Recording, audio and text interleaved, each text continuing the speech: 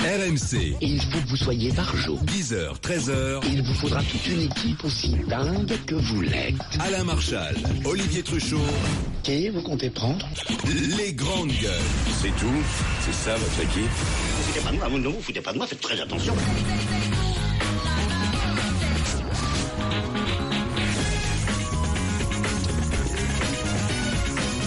Les grandes gueules en direct sur RMC, les grandes gueules, les GG, c'est tous les jours de 10h à 13h. Aujourd'hui, nous sommes avec Jacques Maillot, Charles Consigny, Serge Dufoulon. Avant le grand oral, n'oubliez pas qu'aujourd'hui on a parlé des taxis en conflit avec Uber Pop. On a parlé de Julian Assange qui promet de nouvelles révélations. La réponse de la France a-t-elle été à la hauteur de ce scandale des écoutes de la NSA de 2006 à 2012? Bref, des sujets qui ont été évoqués dans les grandes gueules. Le rapport de la Cour des comptes, les dérapages, l'inaction des gouvernements pour éviter ces dérapages des déficits publics. On reprend les arguments des uns et des autres tout à l'heure à 12h40 dans le GG et vous. RMC, le grand oral des grandes gueules. Grand oral des GG avec l'avocat Thibaut de Montbrial. Le livre s'appelle Le sursaut ou le chaos, collection Tribune Libre aux éditions Plomb. Thibaut de Montbrial, bonjour. Bonjour. Le sursaut ou le chaos, je rappelle que vous êtes le président d'un centre de réflexion sur la sécurité intérieure. On a appris dans la presse que devant le juge d'instruction, Sid Ahmed Glam, cet étudiant en informatique de 24 ans, avait des projets terroristes. Notamment, il voulait s'en prendre à un train rempli de voyageurs, mais aussi à la basilique du Sacré-Cœur. Visiblement, il prenait ses ordres de Syrie. Il y a des échanges avec un mystérieux donneur d'ordre, et puis lui-même dit que au dernier moment il ne voulait plus faire ces attentats. C'est pour ça que pour empêcher l'attentat d'être perpétré, il l'aurait volontairement tiré dans sa cuisse afin de se faire arrêter. Est-ce que tout cela est bien sérieux selon vous? Alors la fin de l'histoire, c'est-à-dire la façon dont quelqu'un qui est poursuivi pour une infraction très grave tente de se disculper avec des péripéties dont l'enquête établira si elles sont vraies ou pas. Ça, là-dessus, j'ai pas d'avis. Enfin, moi, mon habitude d'avocat pénaliste depuis plus de 20 ans, c'est qu'en général, quand les gens sont dans la nasse judiciaire, ils ont plutôt tendance à minimiser leur rôle, voire comme en l'espèce à se donner le beau rôle. Mais par contre, sur la première partie de votre question, c'est-à-dire les révélations qui, d'après ce que j'ai compris dans la presse ce matin, résultent en réalité de l'exploitation de l'ordinateur de Glam, à savoir des donneurs d'ordre sur le front syrio-irakien et des cibles qui sont des cibles symboliques en France. C'est absolument plausible. Ce sont des scénarios que tous les spécialistes du renseignement anticipent depuis maintenant 2 ans et qui inéluctablement un jour ou l'autre finiront par arriver. Alors avec des complices aussi qu'on recherche toujours. Oui. Donc on n'est pas dans l'idée du loup solitaire là. Dans ce dossier, il semblerait qu'il y ait effectivement des complices. C'est d'ailleurs ce que les services de sécurité disent depuis le début. Est-ce qu'avec la loi sur le renseignement qui a été votée hier, on se donne les armes nécessaires pour lutter contre justement cette menace terroriste? Alors en tout cas, on progresse. Le pays part de très loin parce que ce que j'explique dans ce livre, c'est que ce qu'il faut surtout, avant même de rentrer dans le détail des mesures, c'est changer de logiciel de pensée. C'est-à-dire que notre pays vit en paix depuis 70 ans, c'est une chance extraordinaire. Nous sommes aujourd'hui au pouvoir la 3e génération de paix. Mais le revers de cette médaille, c'est que nous avons totalement mentalement désarmé par rapport à l'hypothèse même que notre pays puisse être attaqué pour ce qu'il est. Or, c'est ce qui est en train d'arriver. Alors, pour répondre précisément à votre question, je pense que cette loi était nécessaire. Je pense que cette loi donne un certain nombre d'outils, mais je pense que plus que les outils, plus que les techniques, ce qui est important, c'est d'avoir au sein des services de renseignement des gens capables de produire une analyse. Et pour produire une bonne analyse, il faut être capable d'avoir le logiciel intellectuel qui va bien sur la nature réelle de la menace. C'est-à-dire pourquoi on ne l'a pas là alors si je vous écoute. Je pense qu'on est en train de l'acquérir, mais c'est très intéressant parce que quand on parle avec des spécialistes du renseignement, il y a une fracture transversale entre les réalistes et des gens qui ont encore une certaine part de naïveté. Cette loi, c'est une régularisation. On utilisait déjà ces procédés. En fait, c'est pour officialiser ce qu'on faisait déjà. Je trouve qu'il n'y a rien de neuf, en fait. Pour partie, c'est une régularisation, et pour partie, c'est la mise à niveau technique de capacités qui sont des capacités opérationnelles qu'aujourd'hui, assez paradoxalement, les services de l'État étaient les seuls à ne pas utiliser. Maître, quand vous dites dans votre ouvrage, et là vous venez de le dire à nouveau implicitement, qu'il y a un certain angélisme en France finalement chez les politiques et peut-être les citoyens lambda sur ce qui se passe réellement. Absolument. Qu'est-ce que vous voulez dire par là? Ce que je veux dire, c'est que on a vécu depuis après la Deuxième Guerre mondiale. Alors évidemment, il y a eu des soubresauts historiques, mais globalement, vous vivez tous ensemble, nos auditeurs vivent dans l'un des pays les plus prospères et les plus démocratiques au monde de toute l'histoire de l'humanité. Donc nous avons aujourd'hui collectivement, en dépit des difficultés conjoncturelles, la vie la plus agréable de toute l'histoire de l'humanité.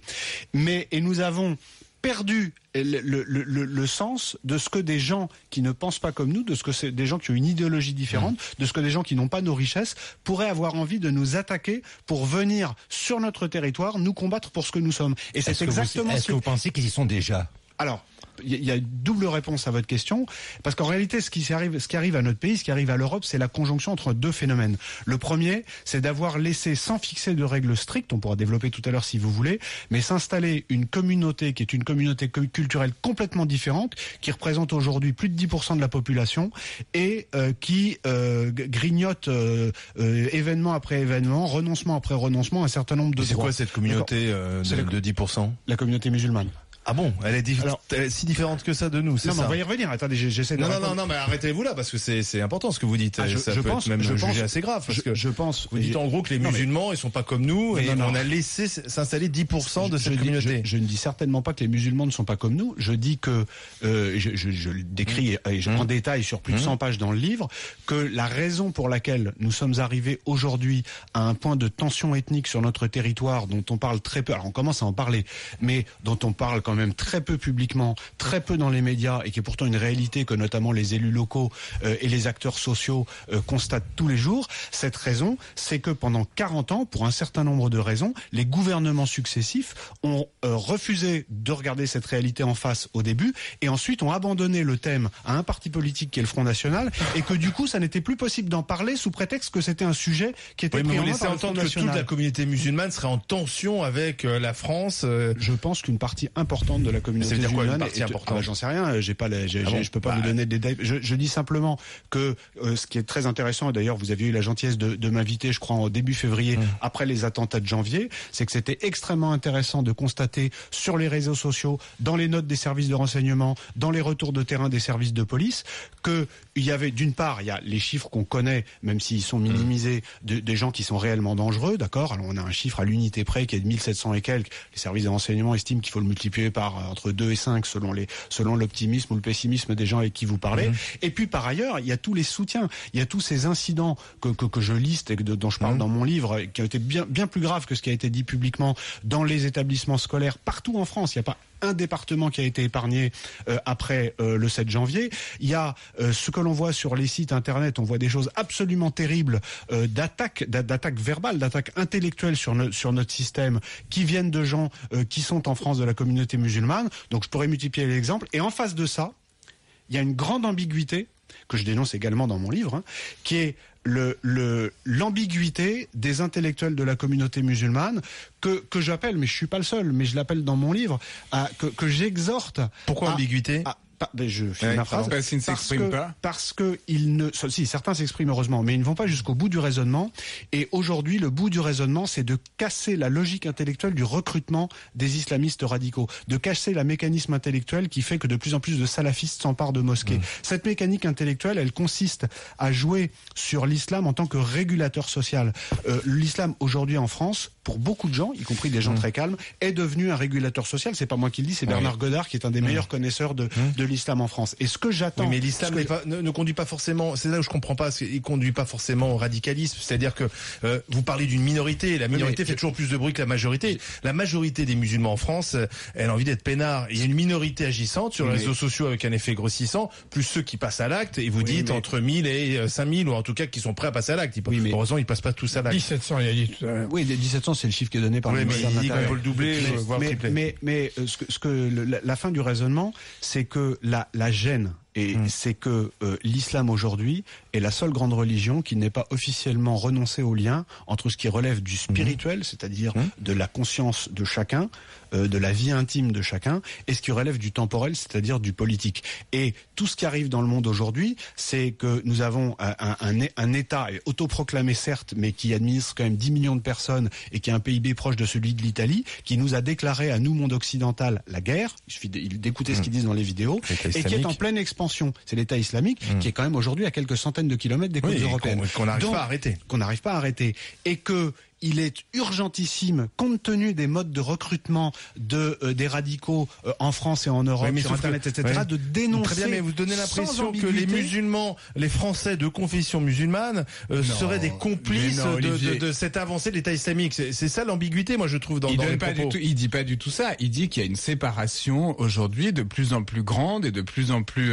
et qui s'aggrave entre la communauté musulmane et les non-musulmans en France. Et ça, c'est quand même un fait qu'on voit en effet. Mais excuse-moi. Quand après les attentats de janvier, dans des centaines et des centaines de collèges et de lycées en France, il y a tout un tas de gamins qui refusent de faire la minute de silence et qui évidemment disent qu'ils ne sont pas Charlie, etc. Il y a une rupture. On avait le droit de pas être Charlie. Non mais d'accord, mais il y a quand même une vraie rupture et à force de raffiner comme ça, de dire oui mais c'est pas la majorité, oui mais d'accord, peut-être c'est pas la majorité, peut-être c'est pas général, etc.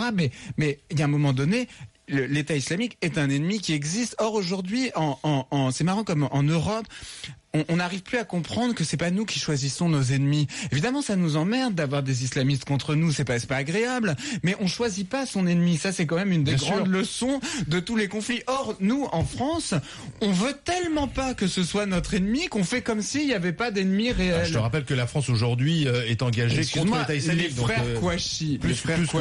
Les frères Kouachi étaient connus pour fréquenter une certaine mosquée dans le 19e arrondissement, laquelle était répertoriée dans les services de police comme étant une mosquée radicale. Les imams en question étaient fichés. Donc on savait présent. Qu'est-ce qu'on avait fait? Rien. On n'avait rien fait. Je poursuis le commentaire de Charles Consigny, dont j'observe qu'il a lu avec attention mon livre, puisqu'il vient de dire un certain nombre de choses qui s'y trouvent dans le raisonnement. C'est que bien sûr qu'on fait des choses contre l'État islamique, mais dans les mots, c'est très intéressant. On a un président de la République qui n'a jamais prononcé le mot terroriste islamiste, jamais. Et quand on fait des débats, j'en ai fait un certain nombre avec des imams. Vous avez des imams qui viennent dire qu'il ne faut pas prononcer le mot d'islamiste parce que ça stigmatise. Mais moi, je suis désolé, c'est le contraire. C'est-à-dire le fait que des intellectuels musulmans refusent de nommer les choses et refusent d'admettre qu'il y a une dissidence. Évidemment, ça n'est pas, personne ne prétend, et en tout cas pas moi, que ce soit le cœur de l'islam. Mais ça vient de l'islam. Refuser de dire aux gens qui nous écoutent que les Kouachi et les Koulibaly, qui l'ont revendiqué dans des vidéos, qui ont laissé des témoins vivants en leur disant que ça a été fait au nom de l'islam. Mais personne ne dit qu'on vous avez le président de la République, notre ministre des Affaires étrangères ne l'a jamais dit. Laurent Fabius, le ministre des Affaires étrangères, dit qu'il ne faut pas dire État islamique en Irak pour l'État islamique en Irak. Il dit qu'il faut dire Daesh parce que sinon c'est stigmatisant de dire État islamique. Ce n'est pas un État. C'est une folie. C'est pas un État. Moi, je pense que contre le terrorisme, la moindre des choses, c'est d'abandonner toute forme de politiquement correct. Les propos du Premier ministre, par contre, lui, ils sont clairs, Valls. Oui. Absolument. Vous avez quand même des intellectuels. Vous avez quand même des intellectuels musulmans. Je pense à Khaled Benchek qui est sur France Culture. Je pense à Kamel Daoud qui a eu le prix du concours du premier roman et qui dit ce que vous dites. Oui. Kamel Daoud dit exactement la même chose que vous. Il dit arrêtez d'être angélique. Regardez ce qui s'est passé en Algérie. Et il dit je me sens même plus libre entre guillemets en Algérie de pouvoir faire ce que je veux, dire ce que je veux parce que les choses sont identifiées qu'en France où il faut pas dire n'importe quoi. Il faut faire attention. Donc je voulais vous poser une question parce que j'ai entendu toujours en faisant le tour comme ça ces musulmans dont parlait Olivier, qui sont en France, beaucoup ne sont pas des trois dernières générations et ne posent pas de problème. Je suis plutôt d'accord avec Olivier. Par contre, il y a quelque chose que je me pose comme question, peut-être que vous en savez plus que moi. J'entends l'autre jour sur France Culture un reportage où un jeune Afghan à qui la reporter parle dit, écoutez, quand elle lui demande est-ce que vous campez sous le pont de Paris, là, en clan, en tribu, etc., il dit je peux pas parler devant tout le monde. Et lui dit, vous savez, les gens qui sont en face, c'est des Pashtuns. Ils ont du sang sur les mains. Est-ce que le nouveau danger peut être davantage que l'islam affiché, les discours affichés, il n'est pas déjà dans ces réfugiés, dans un tas de trucs? Alors là, vous m'amenez sur un terrain qui n'est pas un autre terrain, mais qui est un terrain connexe, qui est les problèmes que posent à l'Europe les vagues de réfugiés. Et parmi les réfugiés, qui y a? Non, mais c'est absolument certain. Et alors là encore, de ne pas avoir encore compris qu'il y a un moment où il y a une limite à ce qu'une société peut absorber, c'est une réalité qui nous conduira en soi à des violences considérables. Mais considérables, vous savez, j'ai accompagné je travaille notamment avec la police, j'ai accompagné un service de police à Calais à la fin du mois de mai. On est allé au contact à moins de 10 mètres des chaînes de camions, etc. Bien sûr, les gens qui ont fait des périples de milliers de kilomètres au péril de leur vie sont des gens déterminés pour lesquels j'ai notamment en termes de courage et de détermination, une profonde admiration. Mais il peut y avoir des humaine. terroristes parmi eux. Mais c'est pas parce que on reconnaît que ces gens-là sont mus par une formidable énergie vitale que il faut perdre de vue le danger que tout ça peut constituer à terme pour notre organisation sociale. Et vous aurez dans les mois qui viennent un certain nombre de drames avec des morts et on en reparlera. Et un jour, les armées européennes ouvriront le feu sur les bateaux de migrants, vous verrez. Un jour, ça arrivera. Soyons clairs, on n'accueille aucun réfugié. Non, mais excusez-moi quand même, il y en a qui fuient la dictature. Vous savez, l'Érythrée, c'est un régime comme la Corée du Nord. Vous savez, les services secrets italiens ont fait un rapport qui a été très peu commenté, malgré qu'il ait fuité dans la presse à l'été 2014, dans lequel il était écrit la chose suivante, je cite de mémoire. La considérable augmentation du nombre de migrants entrés sur le premier semestre 2014, c'est-à-dire il y a un an pile, d'accord ? Alors que depuis, ça a augmenté de 240%. Conduirait à terme, s'il n'était pas régulé, ce flot, à la disparition de l'État italien tel que nous le connaissons à horizon de 10 ans. Voilà, ça a été complètement mis sous le boisseau, personne n'a voulu regarder cette réalité en face. Depuis, augmentation de 240% et augmentation exponentielle, c'est-à-dire que le chiffre augmente chaque semaine. Qu'est-ce qu'on fait ? Est-ce qu'on dit simplement ces gens-là fuient une situation dramatique, ce que personne ne nie, et donc sans autre considération d'organisation interne, on les accueille et ensuite on gérera ? Ou est-ce qu'on se dit attention, il y a un certain nombre d'incidents de plus en plus violents à Calais, à Paris, à Vintimille. Donc vous proposez qu'on fasse un tri, donc. Ah mais bien sûr. D'accord. Ouais. Évidemment. Mais l'Union européenne, quand elle parlait de quotas, peut-être que dans les quotas, il y avait une notion un peu de tri. Mais alors le tri, on le fait où ? On le fait à Vintimille ou on le fait en Libye ? On le fait où ? On le fait en Libye au départ. Faut être concret, on le fait où ? Mais le tri, je pense qu'il faut le faire. Alors là, c'est très théorique parce que c'est impossible à faire complètement aujourd'hui. Si vous avez un terroriste parmi. Moi, ça fait des mois que je dis quand on parle de ça. Alors maintenant, c'est devenu à la mode. C'est un argument qui a été beaucoup repris. Mais ça fait des mois que je dis que la solution australienne est la meilleure. Et alors on me dit mais c'est terrible, c'est épouvantable, etc., etc. Alors la solution australienne en 2 mots, c'est de dire simplement personne n'accostera chez nous, de faire des messages publicitaires par radio, par télévision, par tout ce que vous voulez dans les pays de départ, et de faire un blocus maritime sans faille. Quand vous interceptez un bateau, vous le ravitaillez évidemment pour pas laisser mourir les gens, et vous le raccompagnez dans les eaux territoriales d'où il vient. Thibaut de Montbrial, le sursaut, le chaos, aux éditions Plomb, il passe le grand oral des GG l'avocat. RMC, les grandes gueules. RMC, le grand oral des grandes gueules. L'avocat Thibaut de Montbrial passe le grand oral des GG, le sursaut ou le chaos. Tribune libre, c'est la collection, c'est aux éditions Plomb. Il faut se réveiller, dit Thibaut de Montbrial, changer d'état d'esprit, adopter, équiper nos forces de l'ordre pour gagner cette nouvelle guerre. Parce que, vous le dites, c'est la guerre bien sûr à l'extérieur contre Daesh, l'ennemi est identifié, maintenant l'État islamique. Vous dites aussi, il y a aujourd'hui un ennemi de l'intérieur qui se nourrit aussi des ravages. Vous avez tout un chapitre que vous appelez les ravages du communautarisme, en fait. Absolument. Notre pays, par une succession d'abord d'incapacité à identifier le problème en amont, puis ensuite face au problème avec des renoncements, des petites et des grandes lâchetés. J'en donne quelques exemples dans le livre. Eh bien, à refuser tout simplement de mettre des barrières et des conditions d'intégration, puisqu'il faut appeler les choses par leur nom. Alors on a laissé se mettre en place. Alors il y a plein de mots, il y a la société inclusive, les accommodements raisonnables, comme disent les Canadiens, etc. Donc autrement dit, ça veut dire que la soumission, la soumission, ça c'est Michel Houellebecq et c'est une assez bonne synthèse de tout ça. Donc on a laissé progresser des comportements qui sont aujourd'hui des comportements sociaux, c'est-à-dire c'est pas simplement des comportements qui relèvent de la liberté de conscience de chacun, mais c'est des modes de vie qui sont en contravention avec la vie commune républicaine. Oui, pardon. Non, mais on n'arrive plus. C'est moi ce qui me frappe beaucoup, c'est qu'en France, on n'arrive plus à dire qui on est et à dire qu'on est une nation qui prend des décisions collectives. Et d'ailleurs, les Anglo-Saxons, si on fait une loi contre la burqa, nous disent qu'on attente aux libertés, etc. Que bon, là, l'autre jour, je me suis énervé ici parce que Dalil Boubaker a proposé qu'on transforme des églises en mosquées. Il a pas proposé ça, tu vois. Non, mais il l'a suggéré. Excuse-moi. Non, qu'on utilise. Non, ça suffit. Non, ça suffit, Jacques. Ça suffit de raffiner comme ça. Oui, je raffine. Quand il y a une proposition scandaleuse, on raffine pas pour faire semblant qu'elle est pas scandaleuse. C'était une proposition scandaleuse et j'étais seul dans le studio à m'énerver contre cette proposition. Mais on n'arrivait pas à dire. Je suis pas d'accord avec ce que tu dis. On n'arrivait pas. C'est pas ce qu'il a dit. Les gens n'arrivaient plus à comprendre pourquoi c'était scandaleux. Donc moi, ce que je dis, c'est que pareil pour les migrants. On dit mais pourquoi est-ce qu'on n'accueillerait pas les migrants, etc. Il y a un moment donné où on a le droit d'être une nation et on a le droit aussi d'être une nation qui défend ses intérêts. Et aujourd'hui, on ne sait plus faire ça. Thibaut de Montbrial, néanmoins, si vous interrogez un salafiste en France, il va dire, écoutez, moi je suis pas un terroriste, je ne veux pas poser des bombes, je porte une barbe longue, je m'habille comme ça, et je ne suis pas un danger pour personne. Alors, d'une part, il n'est pas directement aujourd'hui un danger, mais dans son environnement, et c'est très bien que dans la mouvance des endroits où il y a des salafistes qui se regroupent, d'abord souvent ils prennent le pouvoir dans les mosquées avec des véritables coups de force. J'ai écrit un certain nombre d'anecdotes dans mon livre à cet égard. Ensuite, dans cette mouvance, c'est un terreau très fertile pour le recrutement de jeunes pour partir au djihad. Ça, c'est une réalité que les services de renseignement constatent. Et puis, par ailleurs, au-delà du terrorisme, il y a une vraie question de l'identité et des valeurs sur lesquelles on veut continuer à vivre ensemble. Et on ne peut pas, à mon sens, il y a un moment où il faut dire stop à la dérive. Regardez l'épicerie à Bordeaux. Non, mais ça c'est voilà, mais ça c'est le cas typique caricatural, mais quand même. Bien sûr. Alors réservé aux hommes certains jours, aux femmes d'autres. Est-ce qu'on a le droit? Est-ce qu'on peut admettre ça? C'est inadmissible.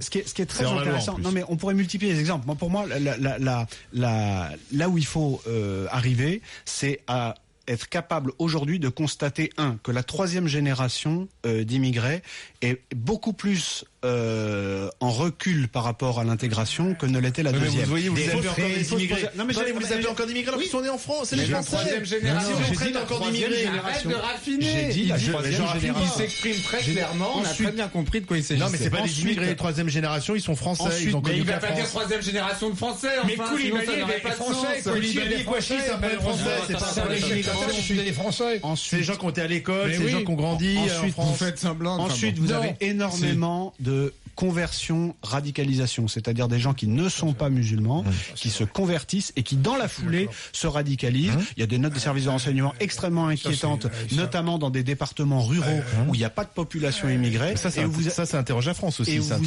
Et où vous avez des enfants de fonctionnaires, notamment de policiers et d'enseignants, qui se convertissent et qui se radicalisent dans la foulée. Donc ça interroge bien la France, ça interroge bien le modèle qu'on offre aussi. Parce que c'est... Moi je veux bien que ça soit le problème. Je suis au milieu d'un raisonnement. Voilà. Quelle utopie pour les jeunes? Quelle est la réponse? La réponse, c'est qu'aujourd'hui, parmi les modes de recrutement des radicaux, il y a un discours qui est en substance le suivant, ouvrez les guillemets, regarde ces Français, regarde les Européens, ils ne savent plus qui ils sont plus fiers de leurs valeurs, c'est un peuple décadent, alors que nous avons des valeurs et ceci, cela. Fin de citation, voilà. Donc moi, ce que je dis, c'est qu'il y a un moment où il faut remettre les points sur les i et les barres sur les t sur nos valeurs à nous. Alors le rôle de l'école, maître, là-dedans. Bien sûr, le rôle de l'école, vous avez absolument raison. Pas seulement, mais notamment, le rôle de l'école. L'école a un rôle symbolique extrêmement important. Il faut commencer par ne pas que les programmes scolaires ne deviennent pas une chambre d'enregistrement du fait que l'on accepte désormais une société multiculturaliste. Ça n'est pas possible. Par exemple, en deuxième langue. Non, mais après, il y a plein de, on peut rentrer dans les détails, mais si on survole, donc déjà, c'est dans les grandes orientations. C'est-à-dire qu'il faut que l'école réapprenne à l'ensemble des écoliers qui y sont ce qu'est la France, ce qu'est l'Europe, l'histoire séculaire et dans quoi on s'inscrit quand on entre en France, dans quelle histoire on s'inscrit. Voilà. Ensuite, il y a plein d'autres choses. Je pense qu'il y a la suppression du service militaire a été une catastrophe. Je pense qu'il faudrait créer une garde nationale. Je pense qu'il y a tout un tas de choses qui relèvent parfois du symbole et parfois non, mais qui seraient très importantes à mettre en place. Justement, importantes à mettre en place. Et là, vous pouvez choquer avec des propositions concrètes, notamment vous dites, c'est écrit noir sur blanc, augmenter le nombre de personnes armées dans nos rues. Vous parlez de la police municipale, ça c'est du bon sens. Des agents de protection rapprochés, et vous allez même plus loin, Thibaut de Montbrial, puisque vous dites il faut élargir le droit au port d'armes à des personnes qualifiées. Oui, alors c'est pour une raison extrêmement simple. J'ai besoin de 2 minutes sans être interrompu. Je ne sais pas si ça va être possible. Serge Dufoulon. La raison est là-dessus. Alors là, on revient sur des considérations de tactique antiterroriste. On n'est plus sur le communautarisme.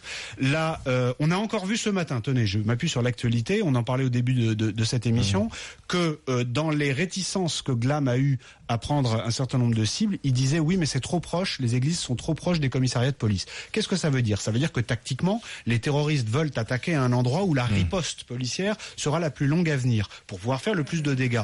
Donc, si on analyse ce que j'ai fait, un certain nombre d'attentats commis en Israël, commis à d'autres endroits, commis à Tunis, commis à Copenhague, etc., on se rend compte que plus vite il y a une riposte armée qui permet de gêner le terroriste, plus vite on arrête ce qui est en train de devenir un massacre. L'attaque du 14 février 2015 à Copenhague, on peut l'entendre sur Internet, vous tapez BBC terroriste Copenhague, vous entendrez la bande son, on entend quelqu'un en train de parler, puisque c'est une conférence, on entend le tir de Kalash qui commence, Kalachnikov, qui a un son très caractéristique, ça dure 6 secondes, avec les cris des gens dans la salle, les chaises qui se renversent, etc. Donc on est parti pour un massacre qui, si il avait duré 1 minute, aurait sans doute conduit à 40 ou 50 morts.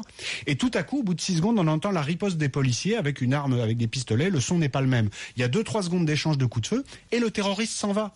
Et on a sans doute sauvé 40 vies. Donc, comme on le sait aujourd'hui, les missions de l'opération Sentinelle, la protection de tous les sites, ce n'est pas possible de conserver le même rythme. Notre armée est exsangue. Nos CRS sont en arrêt maladie. Tout le monde est épuisé et on ne peut plus que le chef d'état-major, le général de Villiers, l'a dit au Sénat l'autre jour. On peut pas continuer les missions à ce rythme à la fois en dehors de France et sur le territoire. Il faut donc être logique. Il faut que les sites en danger, les sites sensibles soient protégés. Il faut que l'État délègue ça. Alors je dis pas à n'importe qui. Je dis pas que n'importe qui peut aller acheter Consigny, par exemple, on lui donnera un gun, Charles. Mais je ne connais pas Charles, les qualités de Charles Consigny. Mais si Charles Consigny fait une formation, qu'on se rend compte que par tout un tas de vous dites cadre juridique spécifique, par exemple, permettant à des anciens policiers et militaires de porter en permanence une arme sur eux. Et vous allez plus loin, Maître Montbrial. Faire une garde nationale. Oui, mais ça va plus loin. Parce que Thibault Montbrial dit qu'il faut aussi, aujourd'hui, vu l'état de la menace, adapter les règles de la légitime défense. Oui. Alors absolument. Mais juste pour finir sur le premier point, par exemple, Glam disait, l'un de ses projets, c'est d'attaquer un train. Il dit 150 victimes. Donc j'imagine que c'est de se mettre dans une rame d'un TGV entre deux stations, c'est-à-dire quand la rame va vite et qu'on peut pas s'arrêter, et de faire wagon après wagon. Et ben si dans un TGV vous avez un gars qui est en civil, les Américains ont ça dans leurs avions, les Israéliens ont ça dans leurs avions, ils appellent ça les Air Marshal. C'est quelqu'un qui est en civil et qui est armé. Et ben si vous mettez par exemple dans un train, dans les TGV, un type qui a l'air d'être le bon père de famille qui lit son journal en jean et en basket et qui en réalité a un pistolet avec 3 chargeurs, si ça commence, s'il y a une action comme ça qui commence, eh bien il pourra y mettre fin et limiter le nombre de victimes. Ce sont simplement des choses de bon sens. Oui, enfin, vous savez, il y avait un policier armé à côté de Charbes dans les locaux de Charlie Hebdo. Ça n'a pas empêché malheureusement ce policier de se faire tuer. Oui, mais là on est, après on peut aussi avoir de la malchance, des gens qui sont mal préparés, des gens qui se font surprendre. Après ça peut ne pas bien marcher. Mais au moins on augmente les chances. Excusez-moi, Alain. Moi, il y a un truc qui m'intéresse quand même, parce que quand vous parlez de cette naïveté, cet angélisme, bon, j'ai bien entendu ce que vous dites, on pourrait pas protéger tous les sites de France, le pont du Gard, Vaison-la-Romaine, le château d'If, etc. Et là, je suis d'accord avec Olivier. Par contre, il y a un truc que vous ne dites pas, c'est l'influence et le trouble un peu de nos politiques dans les tractations qui mènent avec l'Arabie Saoudite. Le wahhabisme monte depuis les années 80. On le sait. Il a été financé. Ces gens-là ne sortent pas de n'importe où. Il n'y avait pas de voile avec burqa en Tunisie ou en Algérie ou en France il y a quelques vingtaines d'années. Si vous voulez me faire dire que la politique étrangère de la France porte une part de responsabilité sur la façon... Bien sûr, oui, d'accord, mais bon, alors, les Américains encore plus. Mais il y a évidemment une très grande ambiguïté, pour ne pas dire une très grande duplicité depuis toutes ces années. Mais vous savez, je pense que on en revient au point de départ, c'est-à-dire que nos politiques, les gens qui aujourd'hui sont au pouvoir aujourd'hui, n'ont pas compris la gravité. Moi, je pense qu'on est dans l'équivalent historique. Quand on regardera dans 15 ou 20 ans les années 2014-2015, on se rendra compte que la déclaration du califat par al-Baghdadi en juin 2014, c'est comme la prise de pouvoir d'Hitler. Et ça peut avoir les mêmes conséquences historiques, évidemment, toutes choses égales par ailleurs. Thibault de Montbrial, on va passer au GG Tweet avec vous. C'est-à-dire qu'on va continuer de parler de ce qui fait l'actualité, mais via un certain nombre de noms, de faits, voir comment vous réagissez. Si on vous dit Christiane Taubira, Si on me dit Christiane Taubira, je dis idéologie, c'est-à-dire que Christiane Taubira est un ministre de la Justice qui fonde toute sa politique sur une vision dogmatique et idéologique de la société avec laquelle je ne suis pas d'accord. Le Qatar. Ambiguïté, le Qatar est un tout petit pays qui, s'il y avait une crise internationale dans le Golfe, serait submergé en 3 heures. Et je pense que pour survivre, le Qatar est obligé, pour faire court, de manger à tous les râteliers et d'à la fois financer des puissances qui pourraient l'aider et d'en même temps de financer des courants qui pourraient le balayer. Nicolas Sarkozy. Nicolas Sarkozy, très grand espoir en 2007, très grande déception et pas 2 fois. Dalil Boubaker. Dalil Boubaker, ambiguïté, très grande ambiguïté et pour tout dire, nécessité d'être remplacé par des gens capables de nommer les choses et de contribuer à ce que l'islam aujourd'hui soit apaisé dans notre pays, mais y compris du point de vue de ceux qui parlent en son nom. Dominique Strauss-Kahn. Dominique Strauss-Kahn, pour moi, un dossier en 2011 qui est aujourd'hui archivé. Bernard Cazeneuve. Bernard Cazeneuve, un ministre... Un dossier en 2011 qui est aujourd'hui archivé. Bernard Cazeneuve, un ministre que je trouve assez courageux et qui, je pense, fait partie des réalistes face à ce qui est en train d'arriver à notre pays, mais qui néanmoins appartient à une majorité de gauche et ce qui pose un problème sur tout un tas de capacités à nommer les choses. Il y a quand même Valls. Bon, à droite aussi, mais pourquoi vous dites que la gauche a du mal à les nommer? Parce que vous parlez de Cazeneuve, mais je pense que la droite a aussi un certain nombre de problèmes pour nommer les choses. D'où le dernier nom, François Hollande. François Hollande, je pense qu'un chef de l'État qui est pas capable de nommer l'ennemi commet une faute gravissime dont on mesurera les conséquences à moyen terme. Thibaut de Montbrial, Le sursaut ou le chaos, c'est aux éditions Plomb, un livre passionnant sur aujourd'hui une menace face à une menace internationale, mais une menace aussi intérieure. Réflexion, argument, chacun se fera son opinion. Merci Thibaut de Montbrial. Merci. Dans un instant, le GG et vous, mais d'abord je vous propose de faire un tour par Roubaix. Retrouvez qui? Monsieur Éric Brunet qui est parti voir un certain Richard. Il a pris l'air. Eh oui, j'ai pris l'air. C'était assez courageux, les amis, ce matin, parce qu'on a bravé la grève des taxis en région parisienne. On est arrivé à Lille. À Lille, il y avait une grève du tramway. Bon, enfin bref, on est arrivé chez... Tu parcours la France, quoi. Oui, mais assez courageusement, pendant que d'autres sont bien au chaud dans le studio d'RMC. Bon. Avec un magnifique soleil aujourd'hui. Bon, il fait beau dans le Nord. Je suis chez Richard Weiss. Richard, on s'est un peu chauffé dans une émission précédente sur la question de la suppression du Sénat. Alors j'ai dit, je vais venir chez toi et on va faire le débat sur la suppression ou pas du Sénat. Il est pour le maintien du Sénat. Il a préparé ses arguments. Moi, je fais partie des gens qui souhaitent le supprimer. Voilà. Avec nous, Alexis Bachelet, le député socialiste des Hauts-de-Seine, qui est venu en TGV avec nous ce matin.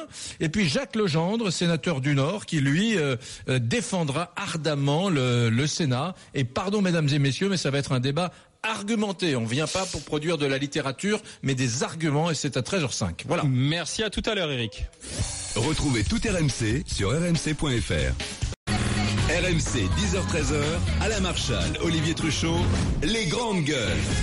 Et je crois qu'on nous appelle au 32-16. Allô? Allô, oui? Non, rien. Allez, ça c'est fait. Tu nous dis que tu regrettes, autrement je vais te le faire regretter. Au 32-16, on a beaucoup parlé du conflit taxi Uber VTC. Aujourd'hui, c'est Olivier, artisan dans le Val-de-Marne. Bonjour. Bonjour. Salut, Bonjour, Olivier. vous vouliez reparler avec Charles Consigny, mon cher Olivier? Oui, tout à fait, parce que j'ai trouvé que sa comparaison de la grève des taxis et de la grève de Radio France et de la SNCF, tout ça, était pas du tout du même acabit, quoi.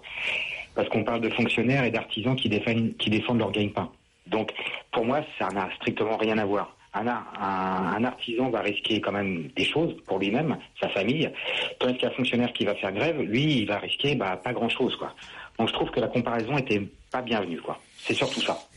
Alors, cher Olivier, d'abord, moi, je trouve que les taxis se comportent comme des fonctionnaires depuis le début depuis qu'on essaye de toucher à leur statut réglementé. C'est pas compliqué. Avant même Uber, déjà, ils s'arc-boutaient sur leur position, sur leur précaré, sur leur monopole. Et moi, je pense que quand des gens sont en situation de monopole sur un secteur, en réalité, ils sont tout à fait assimilables à la fonction publique. Premier point. Et deuxième point, je je fais cette énumération parce que je trouve, enfin c'est une banalité de le dire, mais il y a une incroyable accumulation des grèves scandaleuses qui a lieu en France, et moi je commence à en avoir assez que notre pays soit comme ça, régulièrement bloqué par des gens qui refusent, qui défendent des situations privilégiées. Voilà, j'en ai un peu marre. Non, je pense sincèrement que le fait que les taxis soient en grève et manifestent, mais ils vivent sous des règles archaïques, les taxis aujourd'hui. Leur système est archaïque, il faut changer leurs règles. Ce qui choque, Olivier, simplement, moi j'interviens dans le débat, mais ce qui choque peut-être, c'est quand même les blocages et les violences. Et puis toute la matinée, et puis on apprend que cet après-midi, les syndicats de taxis sont reçus à Matignon. Donc ça va quand même être perçu bizarrement. C'est-à-dire qu'on bloque, il y a même des moments de violence. Alors dans les deux sens, on a vu les photos, on a vu les images. Et finalement, tout le monde est convoqué à Matignon cet après-midi. C'est bizarre quand même. Hein. Oui, non, mais il y a un truc que moi je n'arrive pas à comprendre, c'est qu'il y a une loi en France qui interdit aux gens qui n'ont pas une licence de prendre à titre onéreux des gens, et en fin de compte Uber Pop c'est ce qu'ils font. Ouais, et voilà, cette loi-là. C'est vraiment appliquer la loi, ni plus ni moins. Et puis voilà, il y a d'autres exemples. Je sais pas, j'ai pas pu vérifier, mais j'ai entendu ce matin qu'en Italie, pour calmer tout le monde, l'Italie avait accordé une deuxième licence gratuite aux taxis. Voilà, là il pourrait jouer quand même. C'est intéressant. Le gouvernement italien décide. Monsieur Renzi prend des décisions en France. Mais on va faire un rapport. Mais ça dure depuis absolument. Jacques Attali, on va réveiller Jacques Attali. Ça dure depuis 20 ans. Franchement, on va réanimer. Ben c'est clair que si on avait un gouvernement qui agit, qui se réveille, ça irait peut-être. Prenez l'exemple de l'Italie, c'est un bel exemple. Le Premier ministre italien, le président du Conseil, il prend des décisions. Ah ouais, mais ça, Olivier, c'est ça qu'on devrait avoir en France. Olivier, vous allez écouter la suite du GG, vous, parce que c'est Jean-Marc de l'Essonne qui est agent RATP. Bonjour Jean-Marc. Bonjour. Vous avez appelé les grandes gueules parce que vous avez deux beaux-frères qui sont taxis et qui manifestent sûrement aujourd'hui, Jean-Marc. Voilà, en fait, je tiens à préciser... Une belle famille de fonctionnaires. Voilà, je suis fonctionnaire, mais... c'est pas un gros fonctionnaire. Je dis avec amitié, tendresse et affection. C'est pas une insulte à fonctionnaire. Et j'en suis très fier parce que, pour preuve, moi j'ai l'ordre national du mérite parce que j'ai fait quelque chose en tant que fonctionnaire. Donc on va revenir sur les taxis. Bravo. Juste comme ça, les taxis sont des gens qui travaillent 6 jours sur 7, qui payent leur plaque pour pouvoir travailler, qui ont une TVA, qui ont la radio, qui ont des luminaires, et ainsi de suite. Ils se plient aux demandes des nouveaux clients. Moi, mes beaux-frères, par exemple, ont des bouteilles d'eau, des bonbons, des magazines dans leur voiture. Mais c'est vrai, ça progresse. La concurrence, ça fait du bien, ça permet de progresser. Non, mais justement, je suis pour la concurrence. Une concurrence loyale. Donc, pour une concurrence loyale, je vais vous expliquer ce que je vais faire. Moi, demain, c'est le week-end, et je trouve que tous les bars sont chers. Donc, moi, je vais ouvrir mon bar, où je vais faire une truc sur Internet, où je vais inviter tout le monde, et pour 3 €. Ça s'appelle un apéro Facebook. Voilà. Ça n'a rien à voir, il n'y a pas un numéro Explosus. Voilà, pour 3 € le verre, alors que j'adore les cafés, je vais faire payer tout le monde 3 €. Alors qu'eux, ils ont le prix de la licence, ils ont tout ça aussi. Et puis, on peut faire ça sur tous les métiers. Oui, mais Jean-Marc, notez que... juste une égalité des charges. Notez dans les grandes gueules, tout le monde a compris effectivement que c'était pas normal qu'on puisse mettre comme ça une concurrence déloyale. Mais dans ce cas-là, il faut que vos beaux-frères aient moins de règles, moins de charges, on rachète leur licence. Voilà. On leur rachète leur licence. On leur rachète tout ça. C'est pas possible, l'État ne pourra jamais. On a fait une proposition, les gens qui commencent à les VTC rachètent des plaques. Et ça se fait. Voilà. Alors le problème, c'est que franchement, souvent les deux Uber, les VTC qui ont des trucs, et les gens qui, le prof d'hier m'a fait beaucoup délirer, dans le sens, je suis prof, j'ai beaucoup de temps libre, et derrière mon boulot, moi je vais travailler. Non, il disait plutôt, je suis prof, je suis mal payé. Moi, c'est surtout ça qui m'a interpellé. C'est-à-dire qu'en 2015, un prof en France a besoin d'être Uber pour simplement bouffer à la fin du mois. Les enseignants sont les plus mal payés de l'Union européenne. Allez-y, Jean-Marc. Tout le monde en France, je pense, est mal payé. C'est-à-dire que moi, le premier, je travaille, je me lève tous les jours à 3h, je finis à midi et je trouve que je suis mal payé pour ça. Maintenant, est-ce que je vais prendre le travail d'autres personnes sans avoir les conséquences? Mon cher, vous parlez aussi des auto-entrepreneurs. Oui. Alors, un auto-entrepreneur, c'est formidable. Moi, j'ai fait un appel à un auto-entrepreneur, il travaille à 3, il travaille au black. Vraiment, j'ai pas fait le choix de les faire travailler au black. Ils sont 3, il y en a un qui travaille, et les 2 autres, en fait, sont soi-disant employés, mais évidemment ne sont pas déclarés. Ils sont pas les seuls à travailler au black. Vous travaillez à la RATP, le nombre de gars de la RATP qui travaillent au black en plus, je peux vous dire, je peux vous en présenter. D'accord. Alors, moi, je peux vous présenter ça il y a 20 ans ou 40 ans. Effectivement, on partait à la retraite à 50 ans. Mais c'est fini. Moi, ma retraite, au mieux, en me levant à 3h30 tous les jours, premier Noël et tout, ça fait 10 ans que j'ai pas eu mon Noël ou mon premier Noël. Non, mais Jean-Marc, moi, simplement, est-ce que c'est raison entre les métiers ou est-ce qu'on fait qu'en France, il y a des lois?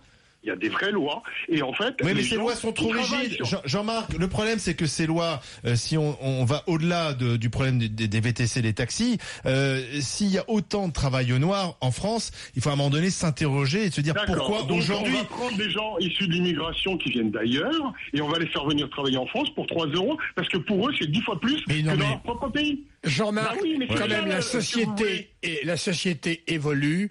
Il y a des côtés positifs de la mondialisation. Il y a quand même un phénomène d'ubérisation et l'Internet. C'est une réalité, ça. Voilà, sauf que tout le monde va avoir les mêmes règles pour se battre sur les mêmes. On est d'accord. Mais je pense que nos positions sont pas éloignées les unes des autres. La concurrence. C'est la grande réconciliation ce matin à RMC. Donc tout ce que l'on dit, et vous dites la même chose, c'est simplement aujourd'hui que le pouvoir politique prenne les choses en main, qu'ils prennent des décisions. Jean-Marc, je vous envoie... Alors, pas en tombant non plus dans l'absolu, c'est-à-dire que tout le monde pour 3 € pourra faire... Non, mais bien sûr, Jean-Marc... Mais vous inquiétez pas, excusez-moi, ils ont fait la loi Thévenoud, il n'y a rien dedans, qu'il n'y a rien réglé. On salue vos beaux-frères. Que chacun se prenne par la main. Comment s'appellent les beaux-frères, Jean-Marc? Wissam et Samir. Les premiers seront les derniers. On les salue, Wissam et Samir. Salut les beaufs. À bientôt les amis taxi. À demain 10h. Dans un instant Brunet. RMC, les grandes gueules s'écoutent aussi en podcast et sur rmc.fr.